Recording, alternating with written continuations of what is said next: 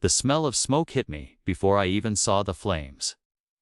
My tractor, my pride, my livelihood, was engulfed, burning bright in my own driveway. And the person behind it, the same neighbor who had been harassing me for months, demanding I join the HOA I never signed up for.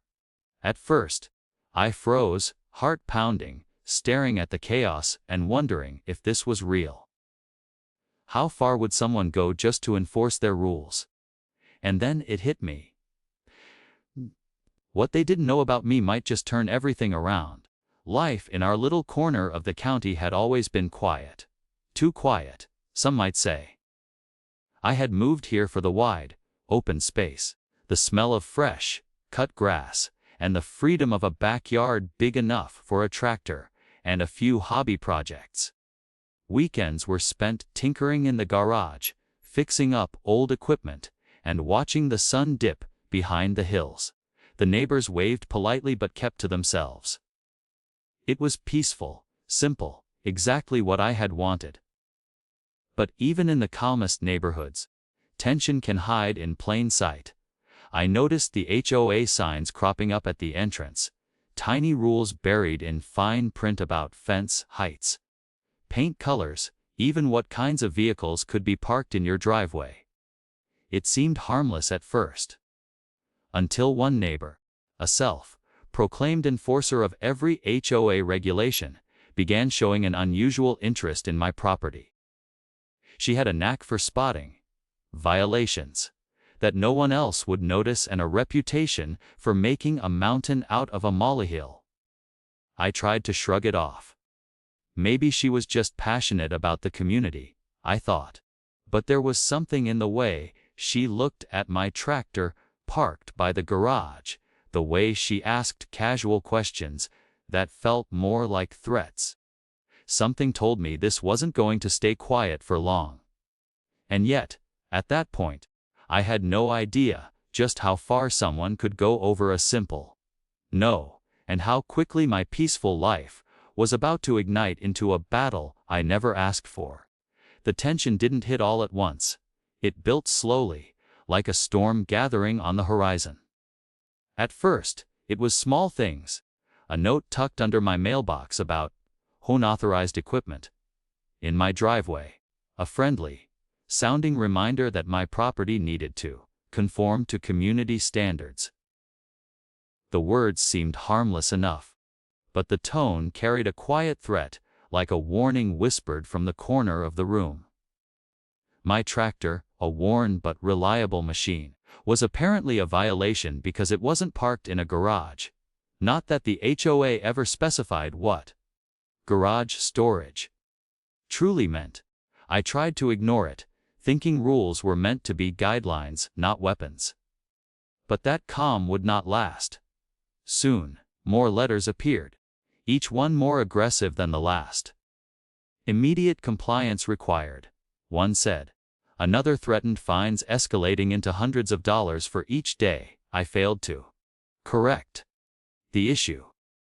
Every morning, I checked my mailbox, and every morning, my stomach sank. It wasn't just bureaucracy, it was personal. Then came the unannounced visits. My neighbor, let's call her Karen, started showing up at odd hours, clipboard in hand, measuring the distance between my tractor and the fence, inspecting the height of my garden tools, taking notes as if she were building a case against me. She smiled sweetly, nodding, pretending to be helpful, but the look in her eyes betrayed a different intention. Every encounter left me more frustrated, more tense, more certain that she wasn't enforcing rules, she was targeting me. It wasn't just the notes and inspections. Soon, the HOA escalated to threats of legal action. I received formal letters suggesting the community could sue me or place liens on my property. It felt surreal. I had moved to this place for freedom, for space, for peace, and now every corner of my life, every inch of my property, was under scrutiny. Friends who visited began noticing the tension, Conversations that once revolved around weekend projects or sunsets now lingered around the question of HOA interference. The creeping anxiety of walking past my driveway and wondering if today would bring another letter, another visit, another fine. The absurdity of the rules hit hard one afternoon when Karen confronted me about the color discrepancy in my garden shed paint. She insisted the hue wasn't approved, even though the HOA handbook never listed a specific shade. I tried to reason with her, explaining that the color was subtle, barely noticeable, and certainly not harmful. She shook her head, pen poised, ready to record another violation. Every word, every gesture from her felt like a gauntlet thrown down at my feet. The more I resisted, the more she pressed, her persistence almost surgical in its focus. And then came the petty sabotage. I noticed my gate scratched in the night. Tire marks across my driveway where no vehicle should have been, a mysterious smear on the side of my tractor. It wasn't overt vandalism, nothing overtly criminal, but enough to make me question whether I was safe leaving my property unattended. Fear began to settle in alongside anger. I wondered how far she would go, whether she would cross the line from nuisance to something far worse. I attempted to fight back. I researched the HOA's bylaws, collected receipts, and took photographs of my property. I tried to reason, sending formal letters stating my compliance and asking for clarification. Each attempt was met with more letters, more demands, more insistence that I bend to a rule book that seemed designed to be wielded as a weapon rather than a guide. The community meetings, once dull and forgettable, became arenas where Karen held court, pointing out infractions I supposedly committed while other neighbors nodded in wary agreement, or worse, whispered behind my back. One particularly tense morning, I returned from running errands to find a new notice taped to my tractor. A violation for unauthorized vehicle display, and an attached fine threatening my account with penalties escalating by the day. My blood ran cold as I realized this wasn't just bureaucracy anymore. This was a personal crusade, and Karen had no intention of stopping until she broke me. Or at least my will to resist. Sleep became difficult. Every creak of a floorboard, every distant engine, made me check my property. I knew I had done nothing wrong, yet it didn't matter. Rules could be interpreted in a million ways, and Karen had taken full advantage of every loophole. I felt trapped in my own home, living under the microscope of someone else's obsession.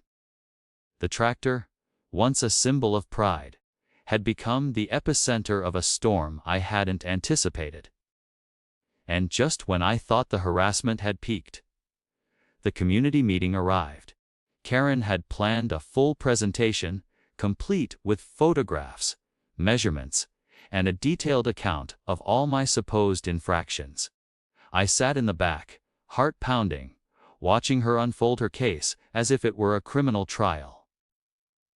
The tension in the room was palpable. Neighbors whispered, some nodding, others wide-eyed in disbelief. And then came the moment that would change everything, the point where the battle was no longer just between me and the HOA, but a confrontation that threatened to expose truths neither side could ignore. At that very instant, standing in that room, I realized one fact that Karen could never have anticipated. Her meticulous campaign, her obsession with my tractor and my property, had unknowingly triggered a force she had never accounted for. A force that would soon turn her carefully orchestrated plan completely upside down. But for now, the room was silent, the tension electric, and the stakes higher than ever. One wrong move, and everything could blow up. Not just in my driveway, but in front of every neighbor, every witness, and every rule she had wielded like a weapon. The question now wasn't whether I would stand my ground. It was what I would do when the tables inevitably turned. By the time the weekend rolled around, the tension had reached a boiling point. The stack of violation notices and fines sat like a tower on my kitchen counter, each envelope a reminder that my life, my property, and my peace of mind were being systematically attacked. Karen had gone silent for a few days, a lull before the storm I knew was coming. But I had a sense that something was about to snap. Not on her side, but on mine. I wasn't going to sit back and be bullied any longer. Not by the HOA, and certainly not by someone who had made it her personal mission to control my life. It started with a quiet afternoon in my driveway. I was checking my tractor, making sure everything was in order, when a neighbor across the street waved frantically. Karen was coming, clipboard in hand, eyes sharp, ready to confront me over yet another alleged violation. She strode across the yard with that practiced air of authority, like a queen inspecting her subjects, her heels clicking against the pavement like a countdown to chaos. My pulse quickened, but this time it wasn't fear, it was anticipation. I had a secret she couldn't possibly know. Karen stopped a few feet from the tractor, squinting at it, as if measuring its exact alignment with the property line. She began her usual spiel about the unacceptable display of non-compliant equipment and community standards that must be enforced for the greater good. Her voice was calm, deliberate, but I could see the underlying satisfaction in her expression, the way she believed she had the upper hand. I let her talk. Every word, every accusation, only fueled a growing sense of incredulity and anger inside me. And then, just as she leaned in closer, clipboard poised like a weapon, I dropped the bomb she could never have predicted. "I'm the sheriff," I said. Calm, almost casual, letting the words hang in the air. For a moment, the world seemed to stop. Karen's eyes widened, her smile faltering, the clipboard trembling in her hands. She had never considered that the person she was targeting, harassing, threatening, terrorizing, held the authority to enforce laws far beyond HOA guidelines. The power dynamic flipped instantly. The calm confidence she had wielded for months evaporated in seconds, replaced by the shock of realizing she had crossed a line that could no longer be ignored. The confrontation escalated quickly from there. Karen began sputtering, trying to rationalize her actions, insisting she was just enforcing the rules. But the voice of authority in my tone left no room for debate. I reminded her that what she had done, tampering with my property, intimidating me, possibly committing criminal damage, was no longer a trivial HOA matter. Every letter, every visit, every petty fine she had orchestrated could now be scrutinized under the full weight of the law. Neighbors who had gathered, drawn by the commotion, watched the scene unfold with wide eyes. The whispered discussions and sideways glances that had followed me for months suddenly shifted. People realized that Karen's crusade had been not just petty, but reckless, targeting someone who could, and would, hold her accountable. The irony was sharp, delicious. Even the person she had assumed was vulnerable was now in complete control. But the peak of the climax came when Karen, flustered and desperate, tried one last gambit, a phone call to the HOA board, hoping to rally them against me. I watched as her confidence crumbled, her words faltering. She hadn't accounted for my evidence. Photographs, receipts, documented correspondence, that not only showed my compliance, but also highlighted her obsessive targeting. Every point she tried to make sounded hollow, weak, and absurd in the face of the proof I had quietly gathered over months. Then came the moment of absolute vindication. I calmly suggested that we document the interaction, that a formal review of her actions be conducted. The tension in the air was palpable, a mixture of disbelief, shame, and fear emanating from her. The very weapon she had wielded, authority over rules and community standards, was now neutralized by facts, law, and the knowledge that I could act decisively if any escalation occurred. The tables were no longer just flipped. They were shattered. I stepped back, letting her feel the weight of the consequences.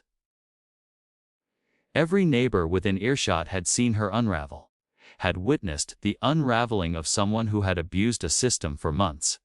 Her smug sense of superiority was gone, replaced by a raw, uncomfortable realization that her obsession had made her reckless. I didn't raise my voice. I didn't yell. I simply let the authority of my position and the mountain of evidence speak for itself. In that moment, the surreal nature of the entire ordeal hit me. Months of harassment, fines, and threats had all led to this confrontation. Karen's careful plans to intimidate me had blown up spectacularly, and for the first time, the absurdity of it all, her obsession with my tractor, my paint color, my driveway, felt almost comical. Almost. Because the stakes had been real, the threat had been real, and the anger and frustration I had endured were very real. And yet, despite the chaos, a quiet satisfaction settled in. The realization that I had maintained control, that I had turned the situation to my advantage without a single misstep, was powerful. I had faced months of harassment, endured escalating threats, and now, at the apex of tension, I had delivered a counter move that was decisive, lawful, and undeniable. The tractor, the driveway, the garden shed, it was no longer just property. It was proof that persistence, preparation, and composure could overcome even the most obsessive, unreasonable adversary. As Karen retreated, muttering under her breath, the neighbors began to murmur among themselves, some nodding in quiet approval, others shaking their heads in disbelief. I stood by my tractor, hands on the worn metal, heart still racing, knowing that the battle wasn't just about property or rules. It had been about respect, boundaries, and the audacity to stand up against someone who believed they were untouchable. And yet, even as the adrenaline faded, a lingering thought remained. This confrontation was over, but the question of what she might do next, how the HOA might respond, and whether peace could ever truly be restored hung in the air. One thing was certain: the dynamic had changed. The rules of engagement had shifted, and the next move would be hers. But this time, I had the advantage. The day ended with a quiet, almost surreal calm. The smoke of metaphorical battle hung faintly in the air, the tractor glinting in the afternoon sun, a symbol not just of my property, but of resilience, patience, and strategy. And as I looked across the street at Karen, flustered and defeated, I couldn't help but think some lessons are learned only when someone pushes too far, and some victories are sweetest when they arrive quietly, without a single raised voice, yet with all the authority behind them. For now the neighborhood had seen the limits of petty power, the consequences of obsession, and the moment when the tables turned so completely that the oppressor was left exposed, vulnerable, and humbled. But the story wasn't entirely over, because in every quiet community, tensions linger, personalities clash, and even the smallest spark can ignite the next storm. And sometimes, the biggest twist of all is discovering that the person you underestimated is the one who holds all the cards. The days following the confrontation felt almost surreal. Karen, once the looming figure of authority in the neighborhood, had retreated into silence. The petty inspections, the constant notes, the veiled threats, they stopped almost overnight. The air around my property felt lighter, as if a storm that had hovered for months had finally passed. But relief wasn't immediate. Months of tension, anxiety, and sleepless nights had left their mark. Even though I had the upper hand, the scars of constant harassment lingered in subtle ways. A flinch at a knock on the door, a wary glance at the mailbox, a fleeting suspicion that any neighbor could become the next Karen. I began documenting the aftermath. Letters I had saved, photographs of my property, and a record of every encounter became a meticulous archive of the harassment I had endured. The HOA, once a distant and faceless authority, now seemed more manageable under scrutiny. Armed with evidence, I attended the next HOA board meeting, not to start another confrontation, but to assert boundaries and ensure that such abuses could never escalate unchecked again. My presence, calm yet firm, reminded the board that accountability wasn't optional, and that their authority carried responsibility. The board itself reacted with a mix of caution and curiosity. They hadn't anticipated the fallout from Karen's actions, nor had they considered that the person she had targeted could respond with such composure, precision, and authority. Questions arose, discussions were held, and subtle shifts in HOA policy began to take shape. For the first time, the rules felt less like tools of intimidation and more like structures meant to serve the community. The absurdity of Karen's previous interpretations and the excessive scrutiny she had imposed became impossible to ignore. Neighbors began approaching me quietly, expressing sympathy, relief, and sometimes shame. Some admitted that they had been too intimidated to speak up when Karen was targeting me. Nodding toward the driveway, where my tractor still sat as a quiet symbol of resilience. Others shared stories of minor disputes they had endured but never dared to challenge. The confrontation had a ripple effect. It reminded the neighborhood that accountability was a two-way street, and that unchecked authority could crumble under scrutiny, preparation, and courage. Life slowly returned to a semblance of normalcy. My weekends, once shadowed by worry and anticipation of a new violation, became productive again.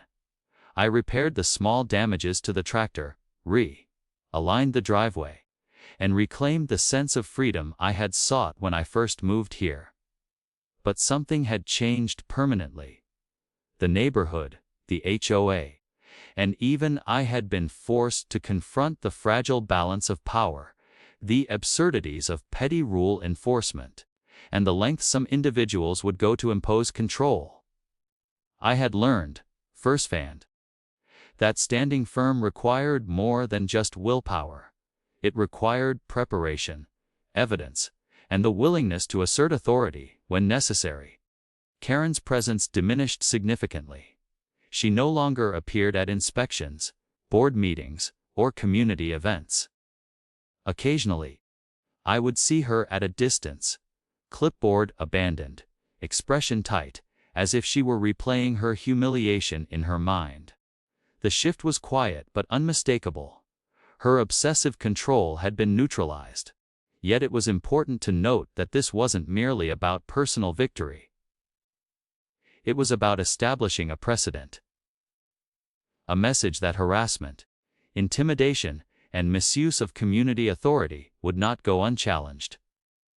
Over the following months, the HOA began reviewing its policies more critically. The fines, the vague rule interpretations, and the discretionary enforcement practices that had fueled Karen's crusade were reconsidered. Notices became more precise, enforcement more transparent, and a culture of mutual respect gradually emerged. I found myself serving, informally, as a resource for neighbors navigating disputes, offering guidance on compliance, legal protections, and documentation. What had begun as a personal battle evolved into a community-wide learning experience. Reflecting on the ordeal, I recognized the deeper lessons embedded in the chaos. Authority, when unchecked, can become destructive. Rules, when weaponized, breed resentment and fear rather than community. And individuals, even those who appear powerful or entitled, are fallible, especially when they underestimate others. Karen's actions had been relentless, absurd, and frustrating, but they had also revealed the importance of resilience, foresight, and the courage to confront injustice, even in the most unexpected places. The tractor itself became a symbol, not just of my property or hobbies, but of persistence, patience, and the principle that one could defend their rights without descending into retaliation or anger. Every scratch, dent, and burn mark told a story, not of loss, but of endurance and triumph over absurdity. Friends who visited remarked on it. Neighbors nodded knowingly, and I felt a quiet satisfaction every time I climbed onto it, the seat solid beneath me, a tangible reminder that control, when wielded responsibly, could overcome chaos. There were, of course, lingering emotions. The months of harassment had left a residual vigilance, a cautious eye on new letters, new inspections, and new personalities. Trust had to be rebuilt. Not just in neighbors, but in the idea that living in a community didn't mean surrendering autonomy or peace of mind. Yet the transformation was undeniable. Where fear and tension had once dominated, respect and clarity began to emerge. The neighborhood had witnessed what happens when rules are enforced fairly, but also what happens when they are abused. And the message, unspoken but clear, resonated far beyond my property line. Ultimately, the resolution wasn't just about reclaiming my driveway or my tractor. It was about establishing boundaries, asserting authority where it mattered, and demonstrating that no one, no matter how persistent or petty, could undermine the rights and dignity of a responsible, prepared individual. Karen had learned this lesson the hard way, but so had the neighborhood, and so had I. The ordeal, while stressful and frustrating, had forged a stronger sense of self, a sharper understanding of the balance between community rules and personal rights, and a renewed commitment to fairness. The long-term consequences were both personal and communal. On a personal level, I gained confidence in my ability to face intimidation, stand firm, and protect what was mine without losing composure. I became more vigilant in documenting interactions, more deliberate in understanding policies, and more strategic in approaching conflicts. On a communal level, the HOA gradually adapted its enforcement approach. Neighbors became more aware of their rights, less fearful of petty interference, and more willing to speak up when rules were misused. The environment, once tense and fraught with passive aggression, shifted toward transparency and accountability. There was also an unexpected benefit. Community dynamics changed. Neighbors who had previously stayed silent began to engage in dialogue, sharing concerns and seeking clarity on rules and expectations. The HOA, no longer dominated by unchecked personal agendas, became more collaborative, more focused on fostering a genuine sense of community rather than policing minor infractions. And I, once targeted as an antagonist by Karen, found that my experience became a resource, an example that courage, preparation, and adherence to the law could recalibrate an entire neighborhood's understanding of fairness. As time went on, the incident became a story retold quietly among neighbors, a cautionary tale, and a reminder of the limits of power. Karen's obsession faded into memory, a relic of a period when rules were twisted into weapons. The tractor, fully restored, remained a centerpiece, not just of property, but of resilience. And every time I walked past it, I remembered that the most meaningful victories often arrive not with grand gestures or explosive confrontations, but with patience, evidence, and the quiet assertion of authority. Looking back, the most profound takeaway was the reminder that conflict, no matter how absurd or petty, carries lessons. It revealed the fragility of unchecked power, the absurdity of obsessive enforcement, and the necessity of standing firm in the face of intimidation. The ordeal had tested patience, endurance, and judgment, but it had also reaffirmed a fundamental truth: when prepared, calm, and resolute, a single individual can navigate, survive, and even transform a system designed to constrain them. And yet, even with victory secured, the experience left an echoing question for anyone living under similar pressures. How often do we allow petty authority, rules without clarity, or obsessive oversight to dictate our lives before we find the courage to stand firm? In a world of seemingly endless regulations and overreaching neighbors, it's a question worth asking, and one that each of us must answer for ourselves. In the end, life returned to a calmer rhythm. The tractor hummed under my care, the garden bloomed as I wanted it, and the neighborhood learned, slowly but surely, that respect is earned, fairness matters, and overreach carries consequences.